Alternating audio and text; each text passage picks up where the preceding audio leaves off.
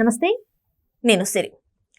బాలకృష్ణ గారి 'డాకు మహారాజ్' సినిమా అంటే break even అనేది అయితే ఇప్పుడు చర్చనీయాంశమైంది. అయితే అంటే రాయలసీమ రీజన్ ఏదైతే ఉందో అది ప్రత్యేకమైంది బాలకృష్ణ గారికి. ఎందుకంటే అక్కడ 3 సార్లు ఎమ్మెల్యేగా గెలవడం జరిగింది. అంటే రాయలసీమ సైడ్. కానీ అయినా కూడా అక్కడ 'డాకు మహారాజ్' బ్రేక్ ఈవెన్ అవ్వడం చాలా కష్టం అన్నట్టుగా ఒక వార్త అయితే హల్చల్ అవుతుంది. మరి ఇందులో ఎంతవరకు వాస్తవం ఉందనే అంశాన్ని మనకి వివరించడానికి మనతో పాటు ఉన్నారు ప్రముఖ సీనియర్ జర్నలిస్ట్ యజ్ఞమూర్తి గారు.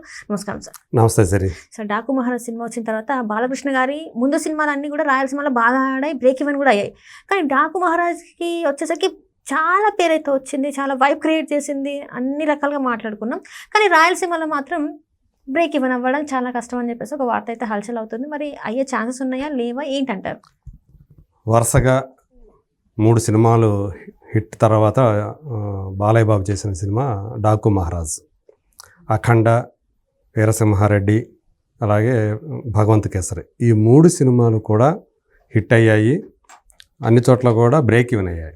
వీటిలో 'వీరసింహారెడ్డి' సినిమా మిగతా 2 సినిమాలు కంటే పోల్చుకుంటే కూడా ఒకంత 1-2 కోట్లు ఎక్కువ షేర్ సాధించిన సినిమా అని చెప్పుకోవాలి. కాకపోతే ఏంటంటే 'భగవంత్ కేసరి' ఆ 2 సినిమాల కంటే కూడా 'అఖండ', 'వీరసింహారెడ్డి' కంటే తక్కువ బడ్జెట్తో అయిన సినిమా. దాని బిజినెస్ కూడా వారు రెండింటితో పోల్చుకుంటే కాస్త తక్కువే. కానీ దాని పరిధిలో అది పెద్ద హిట్ అయ్యింది. సో అదే కోవలు ఇప్పుడు ఆ హ్యాట్రిక్ హిట్స్ తర్వాత బాలయ్య బాబు ఇమేజ్ ఇంకా బాగా పెరిగింది. సో అందు గురించి డిస్ట్రిబ్యూటర్స్ ఆయన మీద బాగా హోప్స్ పెట్టుకొని 'డాకు మహారాజ్'ని గత 3 సినిమాల కంటే కూడా ఎక్కువ రేట్లు పెట్టి కొన్నారు. అందుకనే మొత్తం ఓవరాల్ చూసుకుంటే వరల్డ్ వైడ్గా అది మోర్ దాన్ 80 crores కంటే కూడా ప్రీ బిజినెస్ వాల్యూ జరిగింది. ఫస్ట్ ఆయన కెరీర్లోనే 80 కోట్లకు పైన బిజినెస్ జరిగినటువంటి సినిమాగా రిలీజ్కి ముందు థియేట్రికల్గా మాత్రమే అది ఒక చరిత్ర సృష్టించింది 'డాకు మహారాజ్'. సో అంత బాగానే ఉంది, అంత మంచి ఓపెనింగ్స్తో రిలీజ్ అయింది. సో ఇప్పటివరకు చూసుకుంటే కూడా మోర్ దాన్ 78 crores పైనే, అంటే 79 కోట్ల ప్లస్ 'వీరసింహారెడ్డి' సాధిస్తే ఇది 12 రోజులకే మోర్ దాన్ 78 crores షేర్ సాధించింది వరల్డ్ వైడ్గా. అందులో ఆంధ్ర ప్రాంతానికి సంబంధించినటువంటి నెల్లూరు, గుంటూరు, కృష్ణా, పశ్చిమ గోదావరి, తూర్పుగోదావరి, ఉత్తరాంధ్ర ఈ 6 ఏరియాలు కూడా బ్రేక్ ఈవెన్ అయిపోయింది. అయితే అదే ఆంధ్రప్రదేశ్కి సంబంధించినటువంటి అత్యంత బలమైన ఏరియా ఒకటి బాలకృష్ణకు సంబంధించి సీడెడ్ ఏరియా, అంటే రాయలసీమ. మీరు చెప్పినట్టు అనంతపురం, ఆయన హిందూపురంలో 3 సార్లు వరుసగా ఎమ్మెల్యేగా ఎన్నికయ్యారు, మంచి మెజారిటీతో ఎన్నికయ్యారు. మొదటి నుంచి ఆయనకి బాక్సాఫీస్ పరంగా బాగా పట్టు ఉన్నటువంటి ప్రాంతం. ఆయన్ని బాగా బాలయ్య సినిమాలంటే చెవి కోసుకునేటువంటి ప్రాంతం రాయలసీమ. అఖండ నుంచి 'వీరసింహారెడ్డి' కానివ్వండి, 'భగవంత్ కేసరి' కానివ్వండి బ్రేక్ ఈవెన్ అయిపోయి మంచి లాభాలే అందించాయి అక్కడ డిస్ట్రిబ్యూటర్లకి.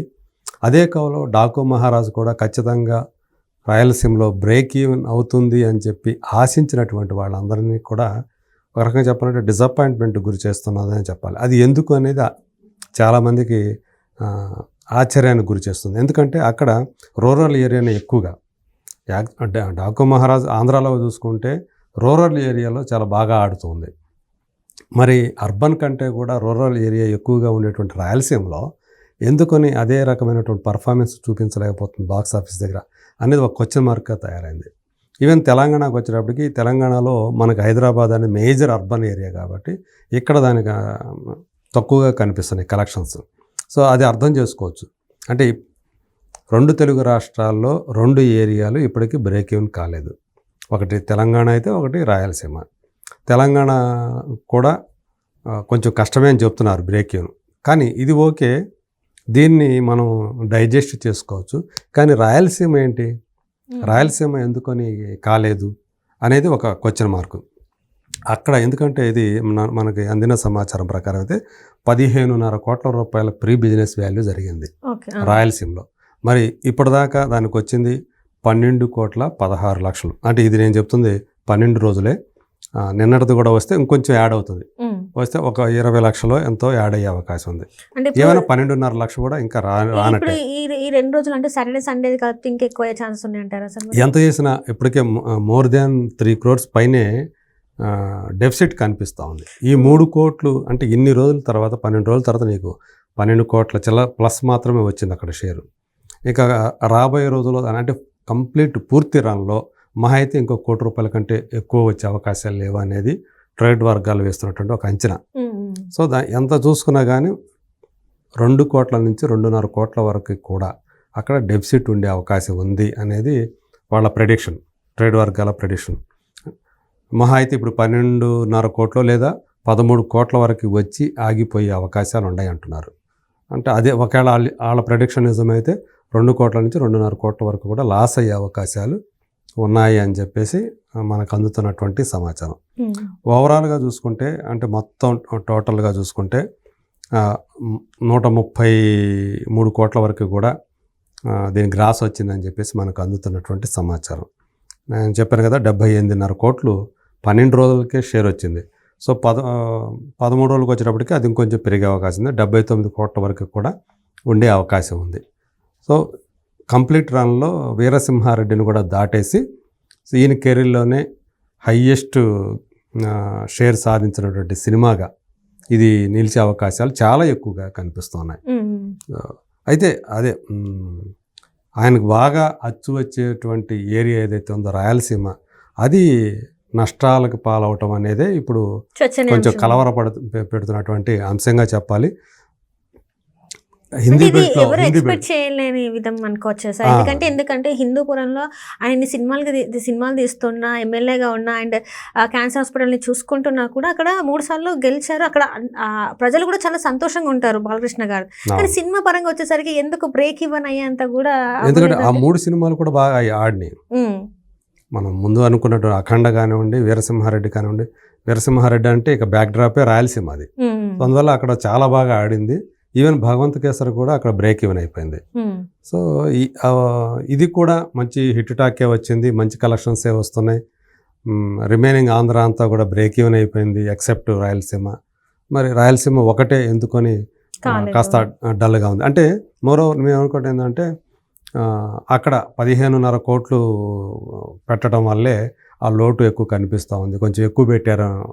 అదే కనుక ఏ 10 కోట్లు ఈవెన్ ఒక 12 కోట్లకే అక్కడ కనుక డిస్ట్రిబ్యూటర్లకు ఇచ్చినట్లయితే ఖచ్చితంగా బ్రేక్ ఈవెన్ అయిపోయి ఇప్పుడు లాభాల్లోనే ఉండేవాళ్ళు. సో 15.5 కోట్లు పెట్టడం వల్లే ఈ డెఫిసిట్ అనేది కనిపిస్తూ ఉంది అని చెప్పేసి ట్రేడ్ వర్గాల వాళ్ళు చెప్తున్నటువంటి మాట.